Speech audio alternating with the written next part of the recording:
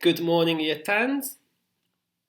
I'm very excited today to be talking about Gaius Petronius Arbiter and to be talking about Roman literature.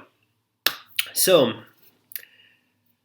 before we start talking about the Satyricon, which is the book that we will be reading today, let's spend a few words about the author. Who was Gaius Petronius Arbiter?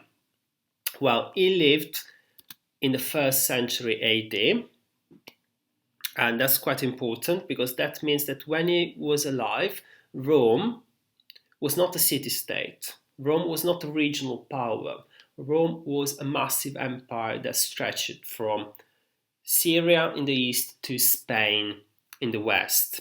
And this massive and powerful empire was ruled by one single man, the emperor. Now, Petronius had the misfortune to be very close to one emperor, the emperor Nero. In fact, he was a courtier of Nero. That means that he was part of the inner circle of the emperor. He was a sort of advisor. His role was close to what we would call today a fashion advisor, more or less. This is the Emperor Nero, by the way. So, the Emperor Nero was quite suspicious and was quite a tormented personality, and eventually Nero accused Petronius of plotting against them. So Petronius was forced to commit suicide, and so he did. But Petronius was quite an extraordinary man, and we have an account of his death. And apparently, before dying, he was still conversing with his friends, not even about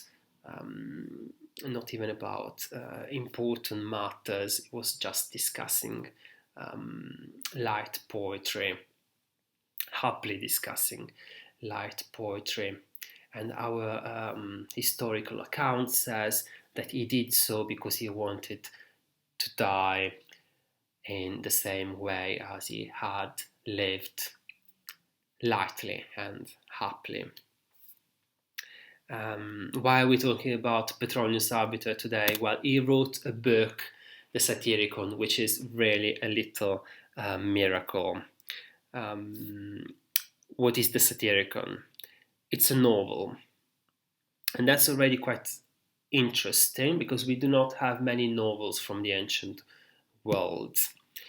It's a novel and it's a satirical work. That means that the main intention of this book is to mock and ridicule Roman society, the Roman society of the time. It is narrated in first person by the main character, who is called Encolpius. Encolpius is not a wealthy person, is not an important politician, is a retired gladiator. So he probably used to be a slave, because many gladiators were actually slaves. So he has the point of view of the common man, of the common person. And of course, Encolpius relates in all sorts of adventures in this novel, but he's not the only speaker. Many stories in the Satyricon are told by other characters. And that's quite interesting for us today because we are going to look at one of those stories which is told not by Encolpius, not by the main character, but by a secondary character. So we are in the context of what we call Trimarchio's feast. So within the Satyricon, within this book, there is a description of a lavish dinner party which is held by Trimarchio. Trimarchio is a libertus, which means freedman, and he's incredibly wealthy. And he wants to show off his wealth, and he does so by organizing open and lavish dinner parties.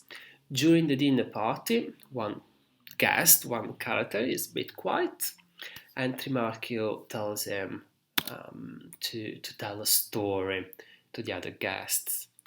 And the name of this character is Nikeros, and Nikeros obeys Trimarchio and starts telling a story to the other guests.